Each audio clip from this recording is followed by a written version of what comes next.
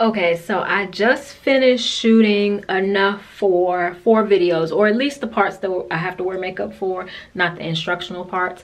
But I am so happy that I was able to do, or able to reach my goal. And before I you know, took off all the makeup and everything like that, I wanted to show you guys this denim one piece, and it will be in a future video if it hasn't already come out yet.